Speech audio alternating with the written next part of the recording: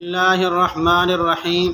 حضرت سعد ابن ابی وقاص رضی اللہ تعالی عنہ سے روایت ہے کہ نبی اکرم صلی اللہ علیہ وسلم نے ارشاد فرمایا کہ قرآن مجید بے قراری اور فکر پیدا کرنے کے لیے نازل ہوا ہے۔ قرآن مجید بے قراری اور فکر پیدا کرنے کے لیے نازل ہوا ہے، اس لیے جب بھی تم قرآن مجید کی تلاوت کیا کرو تو رو کر تلاوت کیا کرو۔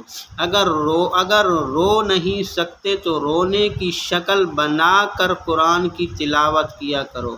اور دوسرا یہ کہ قرآن مجید کو خوبصورت آواز کے ساتھ قرآن مجید کی تلاوت کیا کرو، اور جو قرآن مجید کو خوبصورت آواز کے ساتھ تلاوت نہیں کرے گا تو وہ ہم میں سے نہیں ہے۔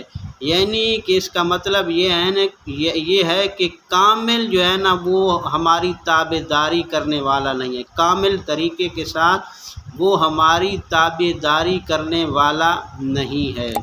ویڈیو اچھی لگی ہے تو اس ویڈیو کو لائک ضرور کر دینا اور میرے چینل کو ضرور سبسکرائب کر دینا۔